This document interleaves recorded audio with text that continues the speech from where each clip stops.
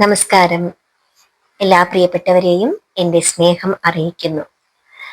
P K. കൃഷ്ണകുമാറിന്റെ ഭാഗ്യം വിൽക്കുന്നവർ എന്ന പുസ്തകത്തിലെ ഭാഗ്യം വിൽക്കുന്നവർ എന്ന കഥയുടെ അവസാന ഭാഗമാണ് ഞാൻ വായിക്കാൻ പോകുന്നത്. കഴിഞ്ഞ ഭാഗത്തിന്റെ കഥ ഓർമ്മയുണ്ടോ? അമ്പലത്തിലെ കൊടിമരം മറിഞ്ഞു വീണിട്ട് അമ്പല കമ്മിറ്റിക്കാര് ബാലന്റെ അടുത്തേക്ക് വരികയാണ് പ്രശ്നപരിഹാരം എന്താണ് എന്ന് നോക്കുവാനായിട്ട്. അപ്പൊ തുടർന്ന് കേൾക്കോ, വായിക്കണേ. എന്താ സംഭവിച്ചതെന്ന് അറിയണ്ടേ നമുക്ക്? ഒരുമാതിരി ആൾക്കാർക്കൊക്കെ മനസ്സിൽ ഭയം നിറഞ്ഞിരിക്കുകയാണെന്ന് ബാലൻ മനസ്സിലാക്കിയിരുന്നു. അപ്പോൾ ഈ തത്വചിന്ത കലർത്തിയ സംസാരം കൂടിയായപ്പോൾ കൂടി നിന്ന ആൾക്കാർക്കിടയിൽ ആ ഭയം ഭക്തിയായി വർദ്ധിക്കുന്നത് ബാലന് മനസ്സിലായി. കാതല് നശിച്ചാൽ അത് വെട്ടിമാറ്റണം, അല്ലെങ്കിൽ കാലം അതിനെ പിഴുതെറിയും. ഈ കരക്കാരുടെ മനസ്സിൽ ഈശ്വരവിശ്വാസം തീരെ ഇല്ലാണ്ടായിരിക്കുന്നു. അത് നാശത്തിനിടയാക്കും. മുടങ്ങിപ്പോയ എല്ലാ ദൈവിക കർമ്മങ്ങളും മുടക്കം കൂടാതെ നടത്തുക. പുതിയ കൊടിമരം ഉടനെ സ്ഥാപിക്കുക. അതിനുള്ള ഒരുക്കങ്ങൾ തുടങ്ങിക്കോളൂ. നിങ്ങളുടെ മനസ്സിൽ അങ്ങനെ ഒരു വിചാരം വന്നാൽ തന്നെ ദേവിക്ക് സന്തോഷമായിക്കൊള്ളും. പക്ഷെ പുതിയ കൊടിമരം സ്ഥാപിക്കുക എന്ന് വെച്ചാൽ വളരെ പണച്ചിലവുള്ള പരിപാടിയല്ലേ. അതിനുള്ള വകയും ഇല്ല, വരുമാനവും ഇല്ല. എല്ലാം നടക്കും. കൊടിമരം സ്ഥാപിക്കാനുള്ള പണം ദേവി കൊണ്ടുവരും. അമ്പല പുനരുദ്ധാരണത്തിനുള്ള ഒരുക്കങ്ങൾ തുടങ്ങിക്കോളൂ. എല്ലാം ശുഭമായി നടക്കും. ഒരു വിധത്തിൽ അങ്ങനെയൊക്കെ പറഞ്ഞ് അവസാനിപ്പിച്ചുവെങ്കിലും കാര്യങ്ങൾ എങ്ങനെ നടക്കുമെന്ന് ബാലന് ഒരു രൂപവും ഉണ്ടായിരുന്നില്ല. പക്ഷെ എല്ലാം സംഭവിച്ചത് പെട്ടെന്നായിരുന്നു. വർഷങ്ങൾക്ക് മുമ്പ് നാട് വിട്ടുപോയ കൊച്ചുപുരയ്ക്കൽ സൗദാമിനി കൊച്ചമ്മയുടെ മകൻ നന്ദൻ ആയിടയ്ക്കാണ് നാട്ടിൽ വന്നത്. എടുത്താൽ പൊങ്ങാത്ത പണവുമായി. പണ്ട് നാട്ടിൽ നടന്ന ഒന്ന് രണ്ട് കളവുകൾ ഇയാളുടെ തലതിരിഞ്ഞ പണിയാണെന്ന് കണ്ടെത്തിയ കരുണാകരൻ പോലീസിനെ കണ്ണിയേറ്റ് പാടത്തെ കുളത്തിൽ തള്ളിയിട്ട് നാട് വിട്ട വീരൻ. നാട്ടുകാരുടെ കണ്ണിൽ തന്നെയും കുടുംബത്തെയും കുറിച്ചുണ്ടായ സൽപ്പേര് മാറ്റാൻ കിട്ടിയ അവസരം നന്ദകുമാർ നന്നായി ഉപയോഗിച്ചു. കൊടിമരം സ്വർണം കൊണ്ട് തന്നെ ആയിക്കോട്ടെ, കൊച്ചുപുരയ്ക്കൽ സൗദാമിനി കൊച്ചമ്മ വക എന്ന് തറയിൽ എഴുതി വെക്കണം. ചെലവ് മുഴുവൻ എന്റെ വക. നാട്ടുകാർ ഒന്നടങ്കം ഞെട്ടി. ബാലാനന്ദൻ ജോത്സ്യൻ പറഞ്ഞത് സംഭവിച്ചിരിക്കുന്നു. കൊടിമരത്തിനുള്ള പണം ദേവി കൊണ്ടുവരുമെന്ന് പറഞ്ഞപ്പോൾ ഇത്രയും ആരും പ്രതീക്ഷിച്ചില്ല. നാട്ടുകാർ ചെവിയിൽ നിന്ന് ചെവികളിലേക്ക് ആ വാർത്ത പരത്തി. അല്ലെങ്കിലും ആ ബാലൻ കണിയാൻ പറഞ്ഞതാ.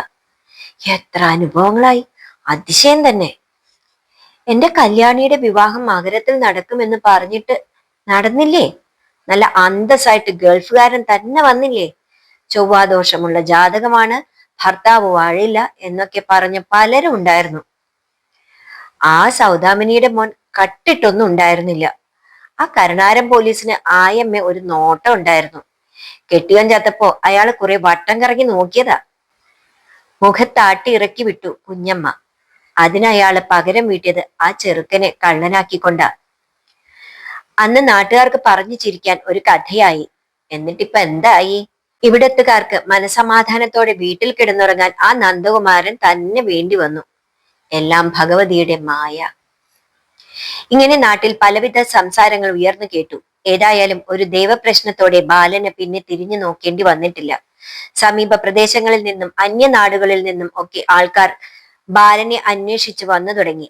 ചിലർക്ക് ദൈവപ്രശ്നം, ചിലർക്ക് കുടുംബ പ്രശ്നം, ഇനി ചിലർക്ക് ദാമ്പത്യ പ്രശ്നം, മക്കൾ പ്രശ്നം, അങ്ങനെ എല്ലാവർക്കും പ്രശ്നത്തോട് പ്രശ്നം. പ്രശ്നങ്ങൾ മാറ്റിത്തരും എന്ന ഒരു ബോധ്യം മനസ്സിൽ നിറഞ്ഞാൽ പിന്നെ കാണുന്നതെല്ലാം എല്ലാവർക്കും പ്രശ്നങ്ങളാകുമല്ലോ. ബാലാനന്ദന്റെ പ്രശ്ന വിചാരത്തിൽ പല സ്ഥലങ്ങളിലെയും ദേവീ ദേവന്മാർക്കും ശാപമോക്ഷം കിട്ടി. എന്തിന്? പുറമേ പറഞ്ഞില്ലെങ്കിലും ചില പള്ളികൾക്ക് മോക്ഷം കിട്ടിയെന്നാണ് ദോഷൈക ദൃക്കുകൾ പറഞ്ഞു നടക്കുന്നത്. അത് പിന്നെ ഏത് കാര്യത്തിനും ദോഷം കാണുന്നത് മനുഷ്യ സഹജമായ ഒരു വികാരമല്ലേ. ആദ്യമൊക്കെ ആരും കാണാതെയാണെങ്കിലും പിന്നെ പരസ്യമായിട്ട് തന്നെ അന്യവിഭാഗങ്ങളിൽപ്പെട്ട പലരും ബാലനെ കാണാൻ എത്തി. അത് ബാലന് സുഖമല്ലേ എന്ന് ചോദിക്കാനല്ല എന്ന് എല്ലാവർക്കും ഉറപ്പായിരുന്നു. അമ്പലങ്ങളുടെ പുനരുദ്ധാരണ പ്രവർത്തനങ്ങൾ നടക്കുമ്പോൾ ഒട്ടുമിക്ക സ്ഥലത്തും പഴയ മര ഉരുപ്പടികൾ വാങ്ങാനും പുതിയവ സപ്ലൈ ചെയ്യാനും വിൻസെന്റ് ആണ് കോൺട്രാക്ട് എടുത്തത്. അതിൽ ബാലന്റെ പരോക്ഷ സഹായവും ഉണ്ടായിരുന്നു. പതുക്കെ പതുക്കെ വിൻസെന്റ് ഗോമസ് ഒരു കോൺട്രാക്ടറായി വളർന്നു. കേരളത്തിൽ തന്നെ പല സ്ഥലത്തു നിന്നും ആൾക്കാരുടെ അന്വേഷണം തുരുതുരാ വന്നു തുടങ്ങിയപ്പോൾ ബാലാനന്ദൻ തന്റെ ശ്രീഭദ്ര ജ്യോതിഷാലയത്തിന് തിരുവനന്തപുരത്തും കോഴിക്കോടും ബ്രാഞ്ചുകൾ തുടങ്ങി. ഇടയ്ക്ക് അവിടെയൊക്കെ പോകേണ്ടി വരുമ്പോൾ കുറച്ചു ദിവസം ക്യാമ്പ് അവിടെ. കേരളത്തിലുള്ള ഭാഗ്യാന്വേഷികളുടെ സങ്കടം കേട്ടുകൊണ്ട് അവയ്ക്കുള്ള പരിഹാരത്തെക്കുറിച്ച് തലപുകയ്ക്കുമ്പോൾ അന്യ സംസ്ഥാനത്തുള്ള ദരിദ്രനാരായണന്മാർ അവർക്കുള്ള തീരാ പ്രശ്നങ്ങൾക്ക് ബാലാനന്ദജി തന്നെ സഹായിക്കണം എന്ന് മുറവിളി കൂട്ടാൻ തുടങ്ങി. അവരുടെ സങ്കടങ്ങൾ തീർക്കാൻ, അവരെ നേരിട്ട് ആശ്വസിപ്പിക്കാൻ ബാലാനന്ദ സ്വാമി ചെന്നൈയിലും ബാംഗ്ലൂരിലും ബോംബെയിലും ഒക്കെ തന്റെ ബ്രാഞ്ച് ഓഫീസുകൾ തുടങ്ങാൻ നിർബന്ധിതനായി. അവിടങ്ങളിലുള്ള പ്രാദേശിക പത്രങ്ങൾ ബാലാനന്ദജിയുടെ സന്ദർശന വിവരം പ്രത്യേക അറിയിപ്പായി കൊടുത്തുകൊണ്ടിരുന്നു. ബാലൻ വർഷങ്ങളോളം തണൽ പറ്റിയിരുന്നത് ആ വഴി പോകുന്ന പലരുടെയും കൈ നോക്കി ഫലം പറഞ്ഞിരുന്ന ആ ആൽത്തറ പലവട്ടം പൊളിച്ചു പണിതു. ആൽത്തറയ്ക്ക് നേരെ മുമ്പിൽ നിൽക്കുന്ന പള്ളിയുടെ കുരിശടിയും പലതവണ പൊളിച്ചു പണിതു. ആ പഴയ കവല ഇന്ന് വെറും ജംഗ്ഷനല്ല, ഓരോ ദിശയിലേക്കും തിരിയുന്ന അനേകം വാഹനങ്ങളെ നിറമുള്ള വെളിച്ചം കാട്ടി നിയന്ത്രിക്കുന്ന തന്ത്രപ്രധാനമായ സ്ഥലമാണ്. അതുവഴി കടന്നു പോകുന്ന ചില ബസ്സുകളിൽ വച്ചിരിക്കുന്ന സ്ഥലനാമങ്ങളുടെ ബോർഡിൽ തീർച്ചയായും വായിക്കാവുന്ന ഒരു പേരുണ്ട്: ശ്രീഭദ്ര. ബസ് സ്റ്റാൻഡിന്റെ എതിർവശത്തുള്ള ഷോപ്പിംഗ് കോംപ്ലക്സിന്റെ മുമ്പിൽ ഒരു ബെൻസ് കാർ വന്നു നിന്നു. അതിന്റെ പിൻവശത്തെ വാതിൽ തുറന്നിറങ്ങിയ ആളെ ചുറ്റുമുള്ളവർ കണ്ണിമയ്ക്കാതെ നോക്കി. തിളങ്ങുന്ന ബ്രാൻഡഡ് ഷർട്ടും പുതുപുത്തൻ മോഡൽ പാന്റും പോരാത്തതിന് കോട്ടുമിട്ട അയാൾ കാറിൽ നിന്നിറങ്ങി തന്റെ കൂളിംഗ് ഗ്ലാസ് ഒന്നുകൂടി നേരെ വച്ചു. ചുറ്റും നോക്കി. പിന്നെ നേരെ ഷോപ്പിംഗ് കോംപ്ലക്സിലേക്ക്. ആദ്യ നിലയുടെ ഏറ്റവും ഭംഗിയുള്ള അതിവിശാലമായ വരാന്തയിലൂടെ നടന്ന് ആ ആധുനിക ഓഫീസിന്റെ മുമ്പിലെത്തി. മുൻവശത്തെ വാതിൽ തുറന്ന് അയാൾ ശീതീകരിച്ച സുഗന്ധമുള്ള കാറ്റു വീശുന്ന സ്വീകരണ മുറിയിലേക്ക് കയറി. പതുപതുത്ത കുഷനുള്ള സോഫകൾ, അലങ്കാര ചെടികൾ എന്നിവ അലങ്കരിച്ച ഇടനാഴയിലൂടെ റിസപ്ഷൻ എന്നെഴുതി വച്ചിരിക്കുന്ന ഭാഗത്തേക്ക് നടന്നു. റിസപ്ഷനിൽ ഇരുന്ന ഭംഗിയായി വസ്ത്രം ധരിച്ച പെൺകുട്ടി ഭവ്യതയോടെ എഴുന്നേറ്റ് നിന്നു. എന്താണ് സർ വേണ്ടത്? ബാലാനന്ദൻ, അദ്ദേഹം ഇല്ലേ? ഒന്ന് കാണണമായിരുന്നു. അയ്യോ, സാർ ഇവിടെ ഇല്ലല്ലോ. ജർമ്മനിയിൽ ഞങ്ങളുടെ പുതിയ ബ്രാഞ്ച് ഉദ്ഘാടനമാണ്. സാറും ഫാമിലിയും അങ്ങോട്ട് പോയിരിക്കുകയാണ്. ഇനി അടുത്ത മാസം 10-ാം തീയതി മാത്രമേ ഇവിടെ ഉണ്ടാവുകയുള്ളൂ. ഓ, ഞാൻ അറിഞ്ഞില്ലല്ലോ. സാറിന് അടുത്ത 10-ാം തീയതിക്ക് അപ്പോയിന്റ്മെന്റ് വേണമെങ്കിൽ ബുക്ക് ചെയ്തോളൂ. ഇനി 4 സീറ്റ് കൂടിയേ ഉള്ളൂ. ഒരു ദിവസം 100 പേരിൽ കൂടുതൽ കാണില്ല. ചെറിയ കാര്യം വല്ലതുമാണെങ്കിൽ സാറിന്റെ അസിസ്റ്റന്റിനെ. ആ പെൺകുട്ടി കൂടുതൽ പറയുന്നതിന് മുമ്പ് കൈവീശി അയാൾ തിരികെ നടന്നു. കൂളിംഗ് ഗ്ലാസ് തിരിച്ച് ഫിറ്റ് ചെയ്തുകൊണ്ട് പുറത്തേക്ക് ഇറങ്ങി. പുറത്ത് പാർക്ക് ചെയ്തിരുന്ന വണ്ടിയുടെ സമീപത്തേക്ക് നടന്നു. കാറിന്റെ ഡ്രൈവർ അതിന്റെ തൊട്ടടുത്ത് പാർക്ക് ചെയ്തിരുന്ന ഒരു പഴയ അംബാസഡർ കാറുകാരന്റെ കയ്യിൽ നിന്നും ലോട്ടറി ടിക്കറ്റ് വാങ്ങിക്കുകയാണ്. അടുത്തെത്തിയ അയാൾ ആ ഭാഗ്യക്കുറി വിൽപ്പനക്കാരനെ സൂക്ഷിച്ചു നോക്കി. അയാളെ കണ്ട ഭാഗ്യക്കുറിക്കാരൻ കാറിൽ നിന്നും പുറത്തേക്കിറങ്ങി. അല്ല, വിൻസെന്റ് മാഷെന്താ ഇവിടെ?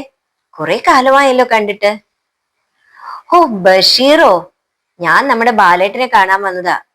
പുതുതായി തുടങ്ങുന്ന ഫ്ലാറ്റ് കൺസ്ട്രക്ഷൻ പ്രോജക്റ്റിന്റെ പണി തുടങ്ങാൻ പറ്റിയ ഒരു മുഹൂർത്തം കുറിക്കാൻ. കക്ഷി വിദേശത്താ. ഇനി ഓൺലൈനിൽ ഒന്ന് ട്രൈ ചെയ്ത് നോക്കാം. കേരള ഓണം ബമ്പർ ഒന്ന് എടുക്കട്ടെ മുതലാളി?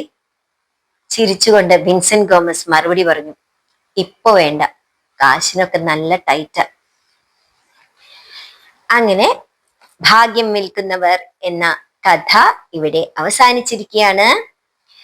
വേറൊരു ദിവസം അതിന്റെ അടുത്ത കഥ, 3-ാമത്തെ കഥ സ്വാതി, അതുമായിട്ട് ഞാൻ വരാം.